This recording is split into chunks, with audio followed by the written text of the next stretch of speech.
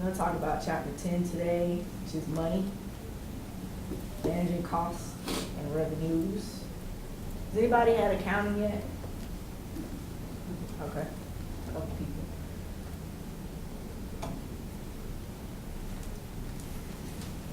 So, most of what we're going to be talking about today is financial management, what exactly it is, what it involves. Financial management involves a few things. One, it involves providing oversight within healthcare organizations on what goes on from day to day. It also involves looking in the future. So long-term financial planning also falls under financial management. And obviously we're a business, so we need to make money. So it also involves making revenue, cutting costs, saving money. Those types of things they all fall under financial management. So here are a few objectives of financial management. First thing we want to do is we want to make money. We want to generate a reasonable net income. Does everybody know what net income is? Is that the income before like taxes and stuff are taken out? Or is it the other one? You're close, but I want a more specific Is definition. it like profit? Okay, and what else? Your net income is gonna be your profit, so what you make minus what you spend. What you spend. It's your revenues minus your expenses. That's what your net income is. Everything you have left over, that's what the net income is. Another objective is we have to set prices for the services we provide. Obviously, we can't work for free, so we have to set prices. We have to make sure we build relationships with other vendors and contractors, third-party payers. We have to analyze all of our cost information. So even if we're making money, we still need to look at that and analyze it to see what's going right, what's going wrong. We have to prepare and analyze and audit our financial reports. And we have to look at long term. So we have to make sure we're investing in good capital assets.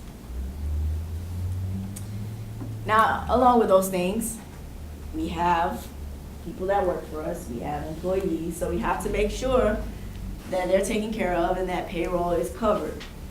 If we're a hospital and we're just doing terrible, not making any money, we're losing money, there may come a certain point where we have to shut down and we have to close because we can no longer afford to pay our staff. So we have to make sure that our staff is covered. We have to protect our organization's tax status, whatever that might be. We obviously have to continue to abide by governmental laws and regulations. And we have to control our risk. We have to control the financial risk of the organization. So there's basically two tax status categories for health organizations, and I'm sure you've probably heard of them before. One is for-profit and one is not-for-profit. So we'll start with the for-profit. For-profit organizations are investor-owned. Does everybody know what that means? That means Miss Melissa right here owns the hospital. She makes the final calls. It's her hospital. She doesn't answer to anybody. She's an investor. She owns it. That hospital. It's a privately owned hospital. So for hospitals like this or healthcare organizations like this, the first one says it serves private interests. Who do you think those private interests are? Our investors or our investor, if there's just one. So the hospital's main goal is to serve the owner's interests and obviously pay taxes. Obviously another goal is she wants to make money. So another goal of our for-profit hospitals is to make our profits for our investors or our owners. And we have to serve the community. So those are our features that fall under the for-profit. Now let's move to not-for-profit. It's a little bit different. For not-for-profits, we are tax exempt and we serve public interest. So you see the difference? Private interest, public interest, not-for-profit. Another goal is to provide community benefit, and obviously you want to provide good care to everybody, and this includes indigent, which is basically those that are less fortunate, uninsured, etc. And then under not-for-profit, there's two types. There's a business-oriented, which is private, and then there's government-owned.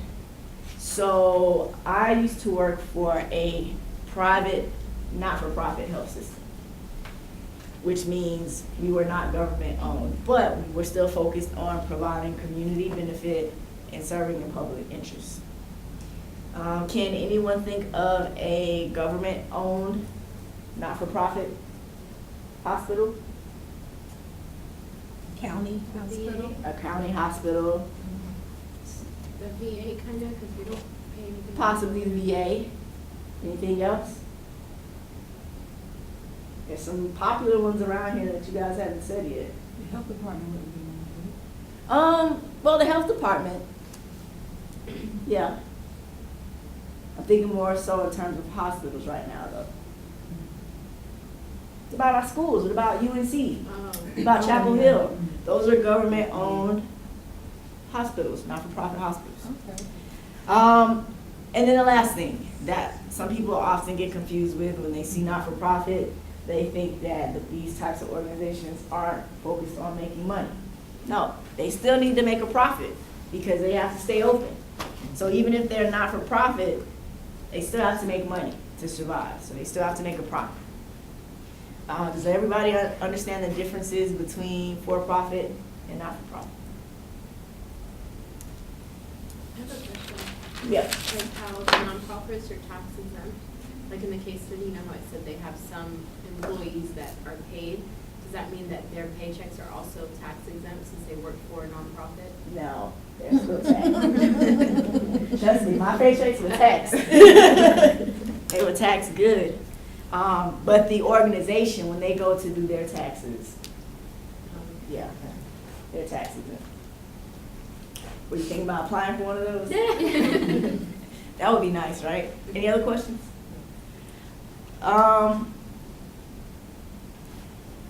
So we'll go over this a little bit more. We already went over some of these. As I said, for-profit, they serve private interests, they pay taxes, they may participate in political campaigns. Again, this is because they're private and they have a little bit more autonomy about what they can do. They're obviously motivated by profit.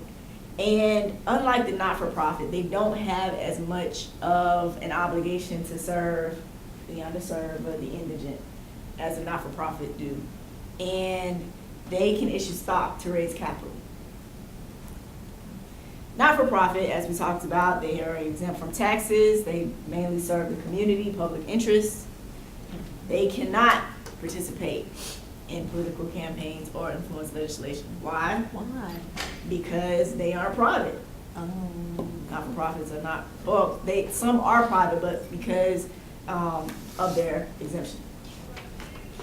And for not-for-profits, they are required, or they must provide a certain amount of community benefit and indigent care every year. So they're held to this too. They're responsible for providing, it's kind of a trade-off. As a trade-off for us allowing you to be exempt from taxes, you must provide X amount of indigent care every year. It's kind of their trade-off. So just to kind of explain a little bit more about how the hierarchy and the structure goes within an organization as it relates to finance. In most organizations, not all, but most, you obviously have at the top your board of directors or your governing board, and then under them will be the CEO or the chief executive officer, or some hospitals may title them as the president. And then you'll have the chief financial officer, which is basically almost equivalent to the chief executive officer, except they are the one that's over the finances of the organization. So the chief financial officer is basically the person that ultimately signs off on everything that has to do with money. All the budgets have to be ultimately approved by this person.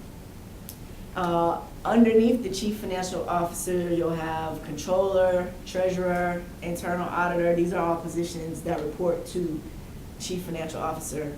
And then under that, you'll have the managers in the healthcare organization. So as you can see, the chief financial officer is pretty high up on the chain. They're basically just below the chief executive officer. And so they're responsible for a lot of things, especially the financial dealings of the organization. Does anybody have any questions about this? And each organization may not look exactly like this, but this is the typical setup of how it's going to look. If your organization's smaller, it may look a little different. Or if it's larger, it may look a little different. Are the board of directors usually the investors? Sometimes. It depends on what kind of organization it is. If it's a not-for-profit, then no. Don't you think that's kind of a, what is that word? Kind of like the interest of the hospital might not be met because Well, that's they why. might not have a clear view of what the hospital needs. Well, yeah, that's why if it's a not-for-profit, then they won't be investors. Generally, for not-for-profits, they're just different people from throughout the community that may have a voice in the community. But if we're talking about a for-profit, you may have some investors on the board of directors. And in that case, it's okay for them to have an interest because they're in a different category. The primary interest of the hospital is to serve the interests of them, as opposed to a not-for-profit. The primary goal is to serve the interests of the public. So it's a good question. Your board really kind of depends on what kind of organization you are, not-for-profit or for-profit. I had a question. Yeah. What if you kind of the organization like a Catholic organization? Mhm. You do have some Catholic hospitals Right. and things like that. Would the board of directors be like the Vatican? Or you know what I'm saying? For those type of hospitals, usually they are not-for-profit hospitals. So their board is, again, going to be different people from throughout the community. It may be, even organizations that aren't religious still sometimes have people from churches serve on their board. It really kind of, when you put your board together, you want it to be different voices from the community, but you do want it to be somewhat prominent people because they do have a voice. They can have connections. They can make changes if need be. So it could be a mixture. If we're talking in terms of a Catholic hospital, there may be several individuals from different churches in the community. They may have the mayor on their board.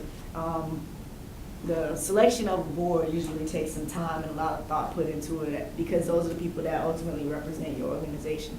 So you want to make sure that you have a strong board in place. But I'm sure in the case of Catholic hospital, they probably have certain metrics that they want each board member to be able to check off. For instance, they probably want each board member to believe a certain faith or whatever you may have in order to be selected as a board member. Yeah.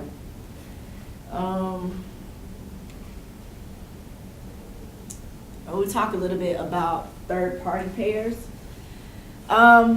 There's basically two main methods that are used by private health plans.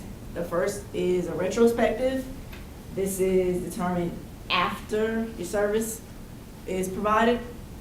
So these are all retrospective. So we have charges minus a discount, or cost plus. So if you go in to the hospital and have a service done, more than likely you're gonna receive a bill after the service is provided. And these are things that fall under that bill you get. That's a retrospective bill. Now, you may go into the hospital and have to pay something before the service is provided. Those are prospective. And examples of those are per diem, per diagnosis, or capitation. These are all examples, or co-pay or something like that. Those are all examples of prospective because it happens before you get the care or before the service is delivered.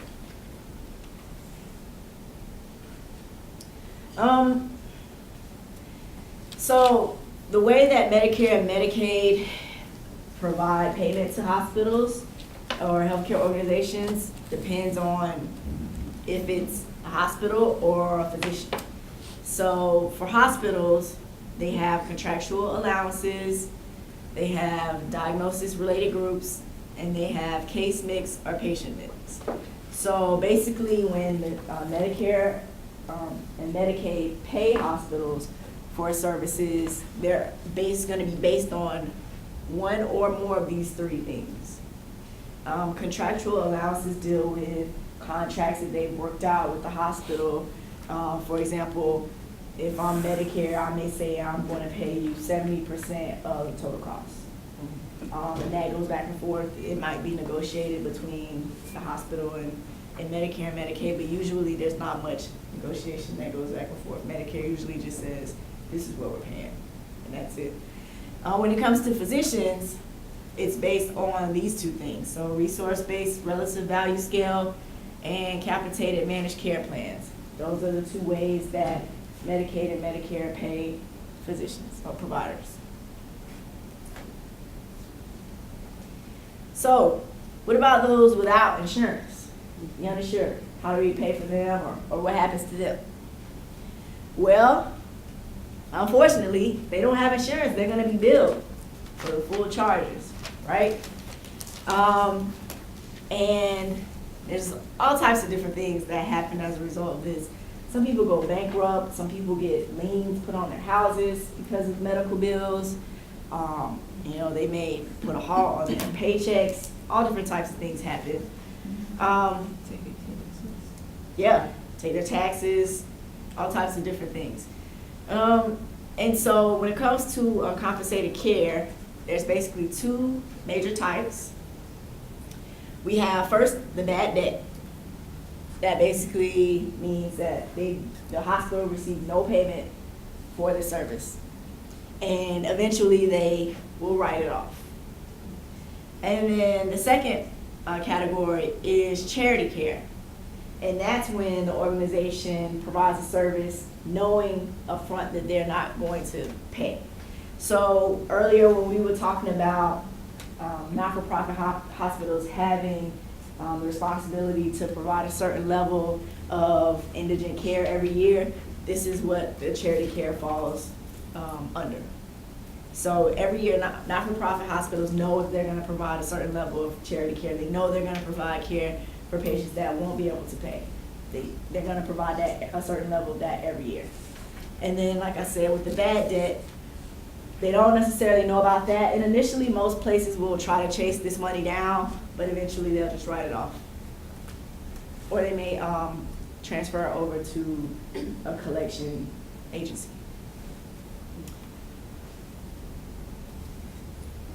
So, controlling costs. Why is it important? It's very important for many reasons. And if it comes to it that you are in charge of an area or in charge of staff or in charge of a department, you'll need to know these things and why it's important. Number one, we want to make sure that we estimate and manage their costs, right? We also have to set charges and analyze whatever we make or whatever profit we make. We also use it to make decisions, meaning moving forward, if we want to add a service, if we want to take a service out, which I've experienced before. Sometimes if you have services that are just losing money every year, unfortunately, sometimes you have to take them out. And to provide methods for classifying product costs. So how exactly do we classify costs? A few different ways. First, by behavior. So we have fixed costs and variable costs. What do you think fixed costs might be? Something that's set. Yeah, something that's set. So something that's the same every month. So you might think of your rent as a fixed cost. You pay the same amount of rent every month. And then you have variable costs. What do you think that is? Something that can fluctuate depending on the circumstances. Right, so something that fluctuates. So now we're talking about utilities, maybe your phone bills, all those things that change depending more so on your usage fall under variable costs. The second way is traceability. So direct costs, indirect costs, and full costs. So direct costs may be, if you're working in a department and supplies, you need certain supplies to provide certain services, that might be a direct cost. But an indirect cost might be something that's charged to you indirectly. So if another department is seeing a patient from your floor and they come to your department and get one of your supplies, you didn't necessarily use that supply, but someone from a different department did, and indirectly it's still going to be charged to you because it came from your department. Does that make sense? Oh, okay. Like X-rays? Wait a minute, go back over direct cost again. Direct cost is it the basically a opposite? cost that you incur. So if you're buying slippers for your patients, to walk around, the little kind of paper slippers, that's a direct cost to you. But let's say that your patient gets transported to imaging to get an x-ray, and they come to your department and get slippers because the patient came from your department. Well, you or no one from your department directly used that supply, but it still came from your department as a result of that patient coming from your department. So it's more like an indirect cost. And the third category is decision-making capability. So we have controllable costs, uncontrollable costs. Sure, there's some costs we can't control. We can't control how often we have our lights running. But what we can't control is 55 patients coming in this weekend because of a flu outbreak. That's not something we can control. But we still have to have our doors open. We still have to have our lights on. But we can't control things like that. So that's more of an uncontrollable cost. So you can't just have a lot of different costs and not have them organized and allocated to certain areas. So cost allocation deals with us basically assigning costs to different places. The reason that every cost has to be assigned, it has to have a place that it's assigned to. Otherwise, it's going to make for inaccurate calculations, inaccurate analysis, inaccurate forecasting. So every cost has to be assigned somewhere. Another reason that this is important is because we want to make sure that patients are fairly charged what they get services for. Again, if we just have costs all over the place and they're not assigned, we may charge a patient something that they're not supposed to be charged.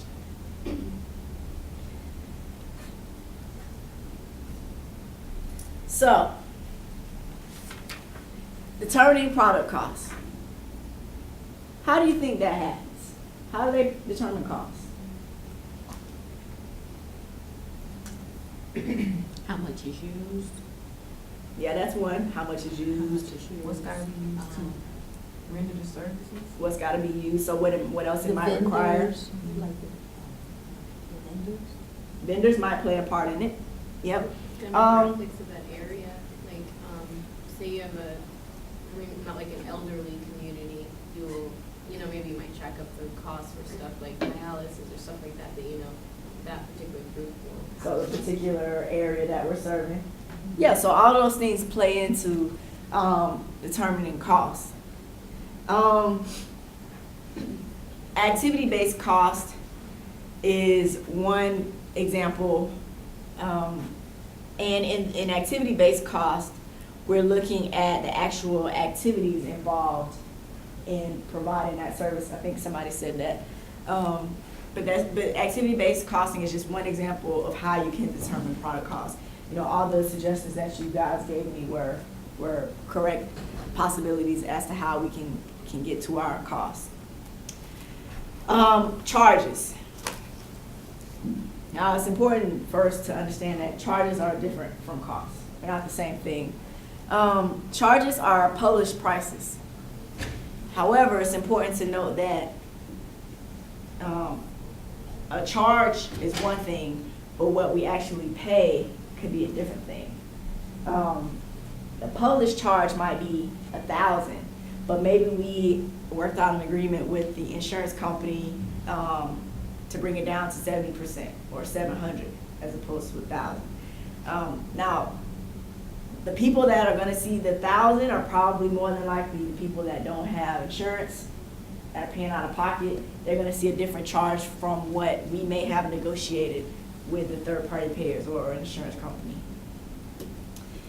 Prices, again, are different from charges, and that's actually involving the money that was spent. So the money that was actually spent is prices, again, which is different from charges. It's no different from you going into a store and something being on sale, 50% off.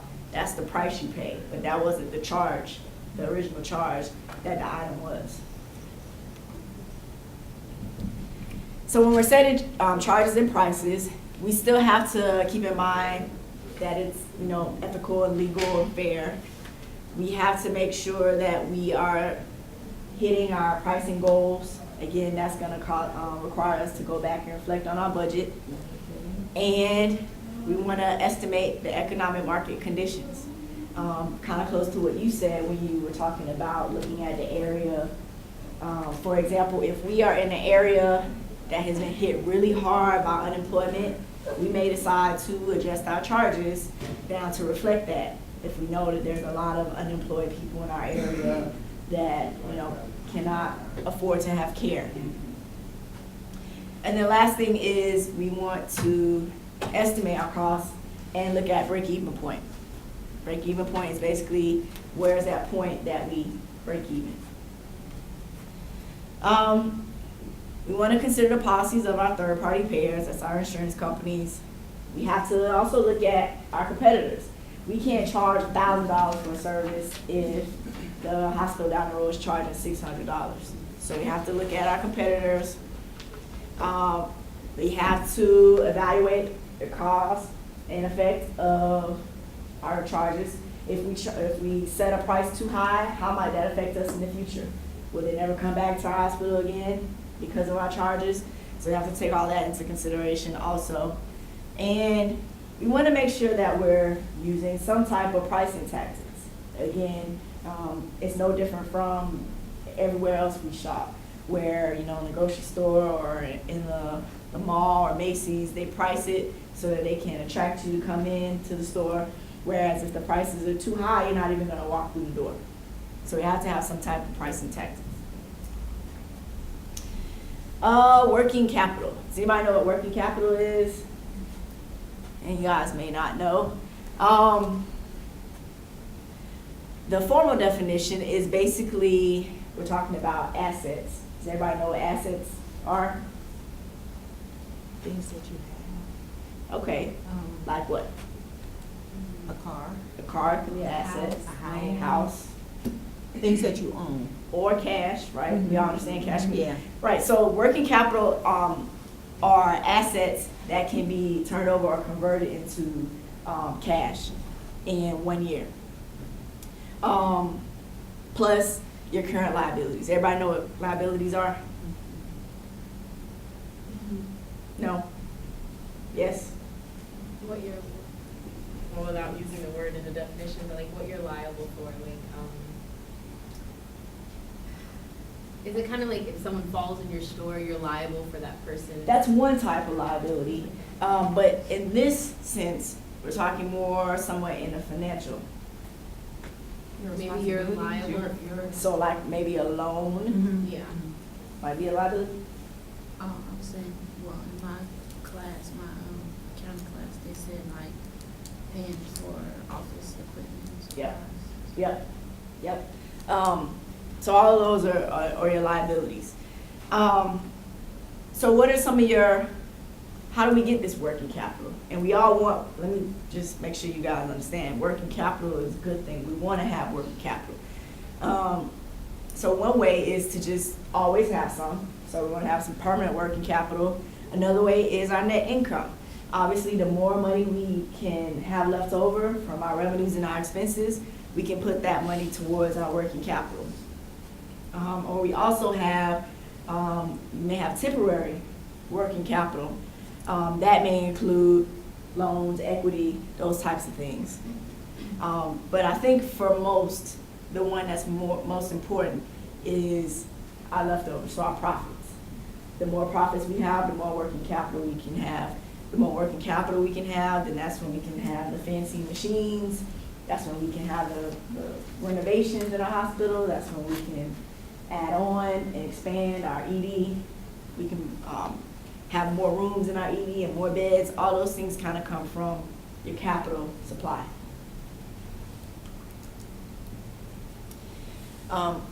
So just like all the rest of our funds, we have to also manage our working capital. And why? Well, one reason is to increase our revenues and reduce our expenses, which again makes our net income bigger. And as a result, we are making capital assets like buildings more productive. We can save our cash by cutting our costs, and then we can take advantage of short-term investments. We can manage our cash flow, and we can manage the liquidity. So all of these are reasons as to why we need to have and manage our working capital. Another reason, to enhance our goodwill. Does everybody know what goodwill is? You may not know. Don't think about the store. Goodwill is basically like your brand or your reputation. So if you are enhancing your goodwill, you are creating a positive reputation for your organization or a positive reputation for your brand. So if you're a vendor and you provide us with surgical supplies and I'm never paying you on time, I'm never keeping my promises, I'm not enhancing the goodwill of my organization. I'm creating a bad reputation. You're probably gonna tell other people and not wanna work with me or anyone from my organization. So the types of things that enhance the goodwill is having good relationship with our vendors and our employees, and by demonstrating to lenders that we're credit worthy. Again, if we're trying to get loans to build onto our hospital or to do other things at our hospital, and we haven't proved to the lenders that we're credit worthy, they're not gonna give us any money. It's no different from you wanting to buy a car. If you haven't demonstrated that you can pay your bills on time and that you have good credit, more than likely they're not gonna be as willing to give you a loan to buy your car. I've always wondered this, like with the credit worthy thing, you know how we have our credit scores that come from our loans or whatever? Mhm. Do organizations have that as well, or is it more so like a hearsay type thing? No, it's not the same, but they do have a rating level. It's not like a credit score per se, but they do have ways of evaluating if they are credit worthy. It's definitely more than just hearsay. They have like different grade letters, like A, B, C, that they can be rated, and the lenders look at that to try to decide if they want to lend them money or not. So in addition to having goodwill, they still do have the obligation to prove that they're worthy. And the way they do that is by paying things on time, not defaulting and stuff like that. Yeah, good question. Any other questions about that? Accounts receivable. Does everybody know what that is? Or just my accounting person? These are things that we've done to make money, but we haven't received it yet. So we haven't gotten paid for it yet. Maybe we did surgery on someone and they haven't paid us the cost yet for us doing the surgery. So that's our accounts receivable. And you don't want to have a big amount in your accounts receivable, because why? What is it saying if we have all this money in our accounts receivable? We're not really making money, it's just kind of money in the air maybe. 'Cause Yep. We're not sure if that person's gonna pay. Right. So we're not making money. And what else is it telling us? That if It's I know obviously what I money want we to haven't say. collected either, right? If we Right. have this big amount in our AR, it's showing that we're not doing a good job at collecting money. Whether that be, continuous mail outs of bills, calling these people to collect the money, whatever the case may be. If we have a large amount in AR, it shows we're not good at collecting our money. And that, again, is gonna affect our ability to get loans. You can also speak on the decision-making part of the financial people, because maybe if you have like all this money in AR, that means like, who are you guys not vetting the patients correctly? Right. Saying who Yeah. has the income? Yeah, stuff like it that. definitely can point to that as well. Maybe we're not classifying patients correctly, as to, maybe there's patients in here that owe us money that would have qualified for Medicare, and we didn't take the steps to see that or evaluate that. So yeah, that's absolutely correct also. So there's a lot of things that a large amount in your AR can point to, but regardless, it's not a good thing. If you have a huge amount in AR, that's not a good thing. The other thing about having large amounts in AR is, again, you're gonna have to try to get this money some type of way, which means that you're gonna have possibly delinquency costs associated with it. If you have to turn it over to a collection agency, that's more money that you have to pay, because you have to pay them to get the money. So there's just a lot of things that aren't good that are associated with having a large AR that, if you can avoid, would be better. Again, as I said, the primary goal of managing your accounts receivable is to reduce the amount and also reduce the days in AR. So you'll have different accounts in your AR. This may be one patient account, I may have this patient account, and if this patient account has been open in my AR for 360 days, that's not good, because that means her account's been sitting in there for almost a year and we haven't collected anything. Now, if her account's only been in there 10 days, I'm not as worried about her account as I am hers. This is the money we need to try to recoup, because if it sits in there too long, we have to write it off, and we're never going to get that money back. So in addition to reducing the amount, we also want to reduce the days that the money is sitting in AR. There's a few ways that we can, or a few methods we can do to finance AR. We can sell at a discount, and this happens sometimes where we say, all right, you owe us $500, all right, just give us $350. Some money is better than no money. And then pledging receivables as collateral to negotiate a line of credit. Hopefully it never has to come to this, but it does happen. Again, you have to get very creative when you're trying to collect money sometimes, and again, as I just said, collecting some money might be better than no money at all. I have one question. Yeah. Sorry. When, like you said, at a certain point, they write it off. Now, say that person, maybe a year from now, gets a job. If they come back and pay, but it's already written off, would they still accept the money, or how does that work? I think it depends on the whatever they set up. Maybe they just completely write it off. Maybe they write it off and give it to a collection agency. If they write it off and give it to a collection agency, maybe that person can contact the collection agency and try to pay on it if they're trying to salvage their credit. But in some cases, it may just be too late if it gets written off. It's a good question. But isn't that bad on the person that has to pay that, doesn't that show on their? Oh, yeah, yeah.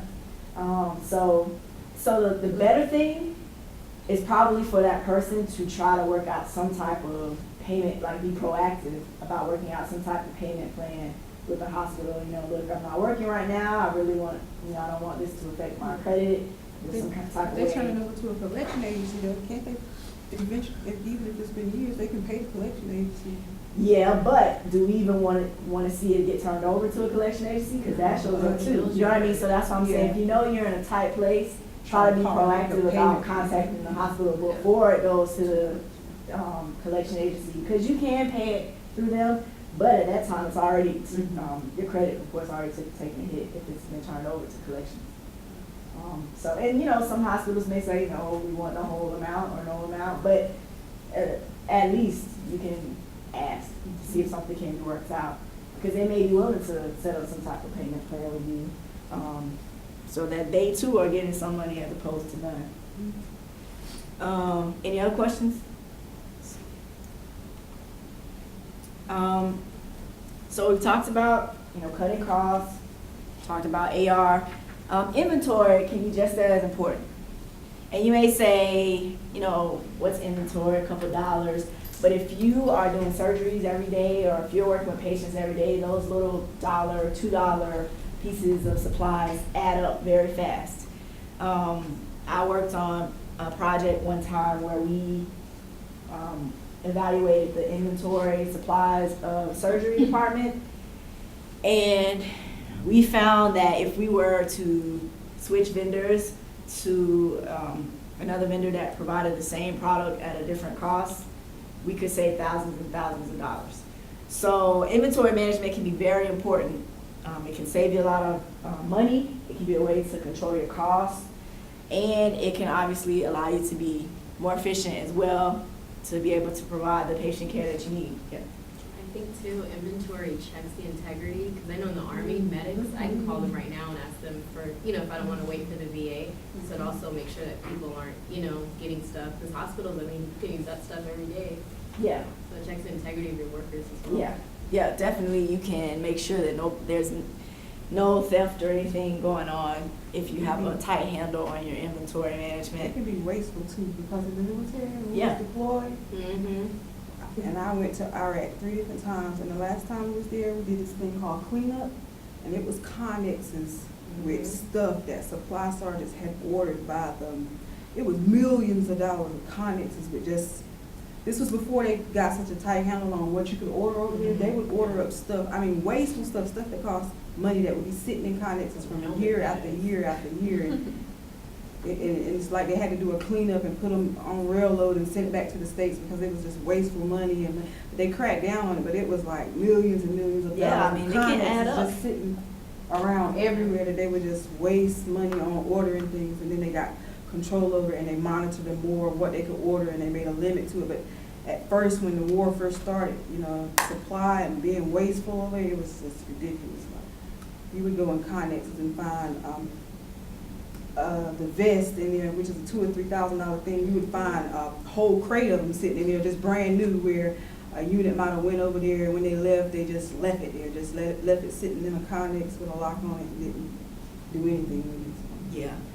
It's pretty similar. I mean, a lot of times things will just get ordered and never be used, or you order too much, or you're just wasteful. You're using, you know, I don't know, 5 paper towels, but you can only use 3. Everything adds up, and so the tighter control you have on your inventory, the better. You'd be surprised how much money you can save if you reduce your overutilization and just keep a tight pulse on your inventory. There's a few different methods for keeping inventory. The first one is just in time. These products are basically, just as I said, delivered just in time. So they don't sit on a shelf for a long time. If you think about this in comparison to a grocery store, can you think of any items that might be just in time? Meats. Meats, produce, milk, eggs, those types of things are more closer to just in time. And then ABC inventory, with this method, each item is basically assigned to a group, A, B, or C, and then they're just monitored according to cost. So these are more so things that can have a longer shelf life as opposed to things that we can just order just in time. So the key to materials management, inventory management, again, you want to have a close relationship with your vendors, your distributors, because they're the people that are bringing you the supply. So the closer relationship you have with them, they may be able to give you better discount, better pricing. They are the ones that can show up last minute if you need something, if you have that good relationship with them. And then you just need to understand the cost of inventory. You need to understand the cost of all of your supplies, what happens when you overutilize those supplies, what happens when you're efficient using those supplies, and maybe how much money you can save as a result. Thinking about how much it costs you to keep that item on the shelf. Maybe you don't need 5 canes, maybe you just need 3 in your area. So these are all the things you want to consider when you're thinking in terms of materials management and inventory.